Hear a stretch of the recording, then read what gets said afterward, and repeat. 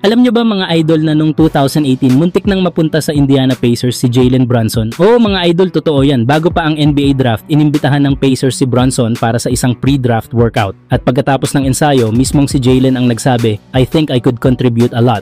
Ayon sa Pacers beat writer na si Scott Agnes. Pero sa halip na siya ang piliin, kinuha ng Indiana ang guard na si Aaron Holiday bilang ika-23 overall pick.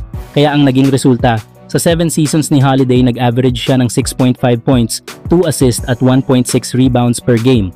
Habang si Brunson ay napunta naman sa Dallas Mavericks bilang ika-33 pick sa second round, ay unti-unting naman naging elite guard sa liga.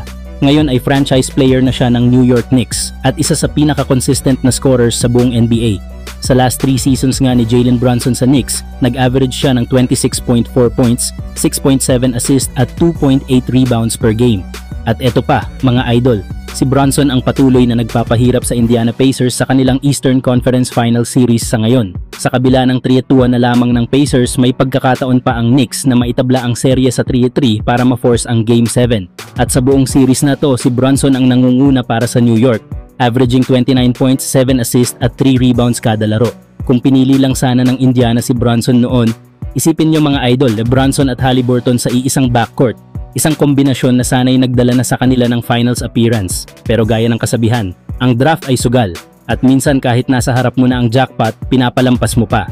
Samantala, Lakers may pagkakataon na samantalahin ang posibleng roster shake-up ng Timberwolves ngayong off-season. Matapos kasi ang pagkatalo ng Los Angeles Lakers sa kamay ng Minnesota Timberwolves sa unang round ng playoffs, posibleng maging trade partner ng Lakers ang koponang nagtanggal sa kanila sa kompetisyon. Sa pagkakaabot ng Timberwolves hanggang sa Western Conference Finals bago tuluyang ma-eliminate, papasok na rin sila sa isang napakahalagang off-season. At ayon sa mga ulat, hindi tiyak ang kinabukasan ng kanilang roster.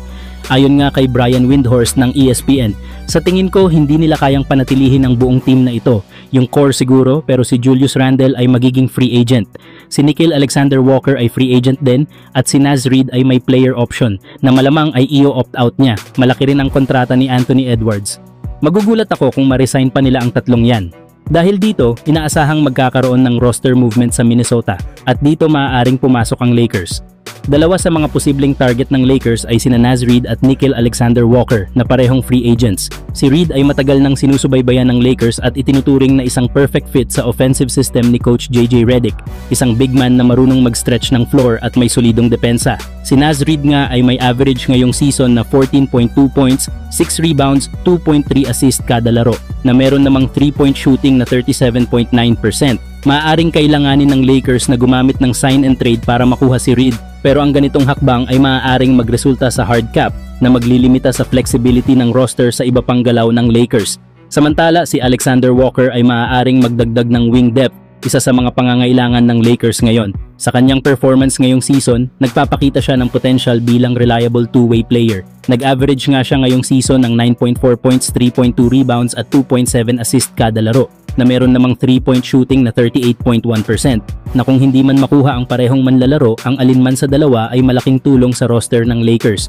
Habang papalapit ang off-season, ang Timberwolves ay magiging isa sa mga team na dapat bantayan. Hindi lang para sa kanilang sariling adjustments, kundi bilang posibleng kasosyo ng Lakers sa mga susunod na trade negotiations. Pero kayo mga idol, ano sa tingin nyo? Dapat bang habulin ng Lakers sina Naz Reid o Alexander Walker? O may ibang target pa kayong mas swak para sa team? Huwag kalimutang mag-like, share at subscribe para sa mas marami pang NBA updates.